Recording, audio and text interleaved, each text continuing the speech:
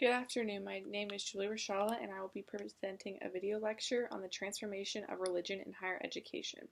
In this video, I will begin with a brief background about higher education and religion in the United States. Then I will speak about how religion functioned in past centuries through its connection to social interactions, interpersonal relationships, and technology. Second, I will discuss religion in higher education today and how it has changed to become more secularized. Next, I will address religion in another country, particularly China, as it applies to higher education.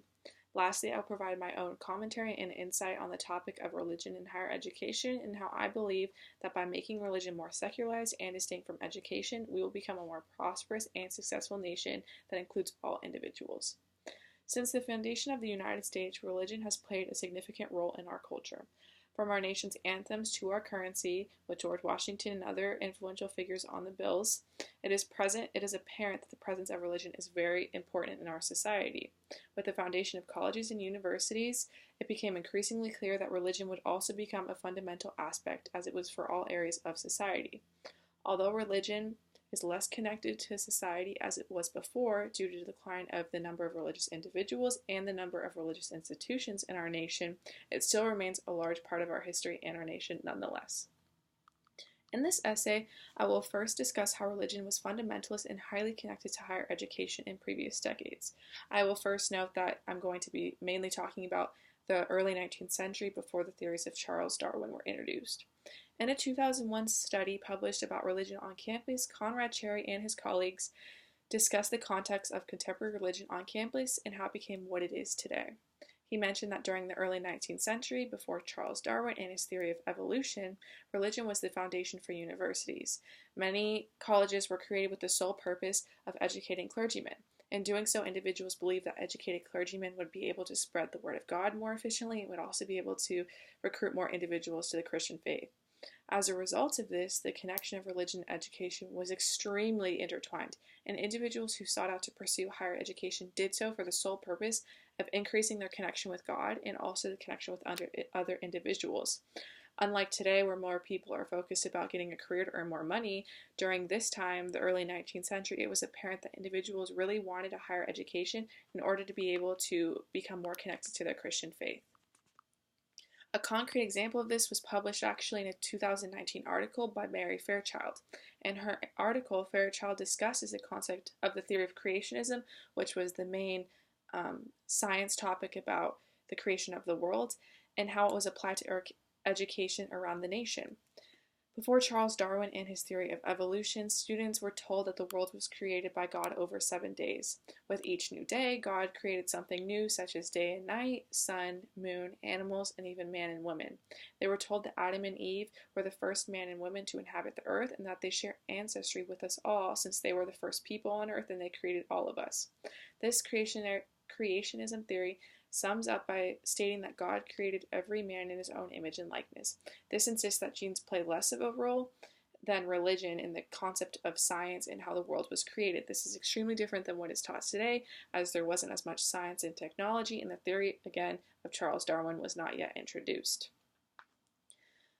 This also goes on to say that individuals who objected with this theory of creationism were often looked down upon and were viewed as delinquents in society, as individuals believed that the word of God was the only true word. Any objections of this could cause people to receive punishment or other consequences. Because of this, individuals in minority groups who are Muslim or other faiths, for example, would often lie about their religious backgrounds. They didn't want to be punished, and they feared that if they said that they were of a different faith, that they would be punished. So many of them remained silent, and for this reason, many minority groups during this time were often silent about their religious beliefs. In modern day, however, religion and society has dramatically transformed. I will now discuss how religion in higher education and contemporary society has transformed. So, over the decades, religion in higher education has transformed as students no longer seek out religious advice and theory. They no longer want to follow a certain religion, such as Christianity. Instead, they want to answer their own beliefs through their own studies and findings. This can be seen in a 2008 study published by Douglas Jacobson and Rhonda Jacobson, and they found that contemporary Americans describe themselves as spiritual seekers rather than religious followers. So instead of adhering to a specific religion and its connections to education, many college students have begun to assert that not every answer for life can be explained by God, and that not every answer for life has been found yet.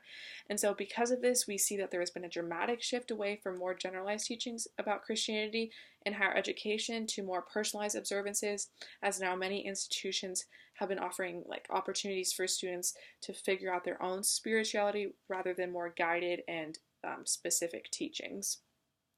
Additionally, individuals who belong to other faiths now have the ability to express themselves and do not have to follow Christian practices while they seek out education. This can be seen where individuals who attend Catholic universities or other things like that are not required to attend church and are just able to take the classes that they need to take. So all of this kind of relates to what I was mentioning during the introduction about the transformation of interpersonal and social relationships because of higher education because of religion in higher education. Now people no longer are worried about being punished about their religion and what their beliefs are, and we see that there's been this shift to make religion more secularized.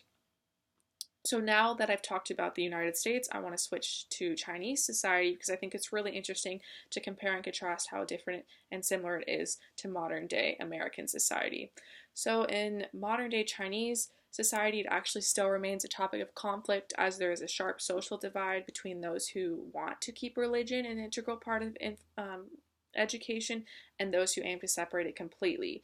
So a brief history of China will help to kind of explain this issue, as it is a little confusing about how all of religion and education became about and connected.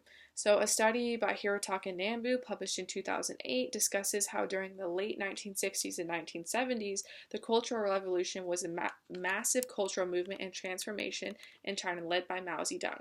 This revolution sought to preserve Chinese communism by purging capitalist and traditional elements from society. So at this time, Mao Zedong wanted to purge everything that was kind of similar to America, and so in doing so, he believed that religion would also become less centralized and important.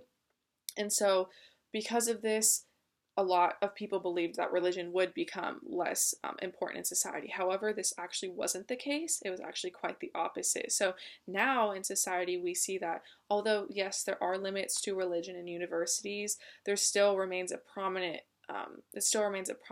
figure, I guess, in society. So we see this through religious study majors and other religious opportunities that institutions offer in order to allow students to express their own religion. However, we do see, though, that with this opponents of religion education, they have created this clause that forbids anyone from making use of religion to engage in activities that interfere with implementation of compulsory education.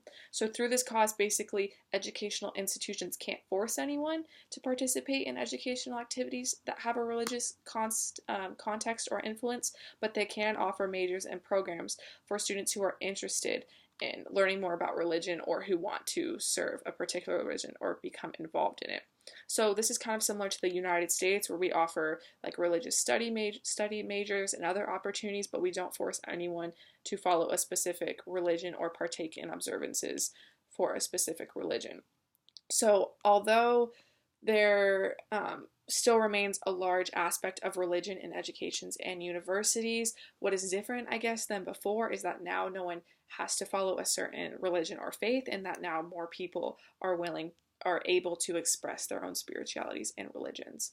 So basically, to sum it all up, all over the world, religion and education play a prominent role in society. In early centuries, especially the 19th century, religion and education was the core of the curriculum. From morality to family life, religion told individuals how to live and serve God better, all with the purpose of getting more people to convert to the Christian faith and live better lives. Now we see that in contemporary society, individuals are less forced to follow a certain religion and are now seeking out their own spiritualities. And when we were talking about China, we saw that although religion is still a prominent part of education, it is not forced upon anyone, just like the United States, and education systems are not requiring anyone to follow this. In my own opinion, I believe that by becoming more secularized, we are allowing individuals to express themselves more freely and openly without the fear that they will be punished or condemned. I believe that by changing religion the way that religion is expressed in higher education, we'll be able to eliminate the inequality and injustice that many minority groups have faced in previous generations when Christianity was the only subject taught during the 19th century. I truly believe in this subject, and I believe that it's very important.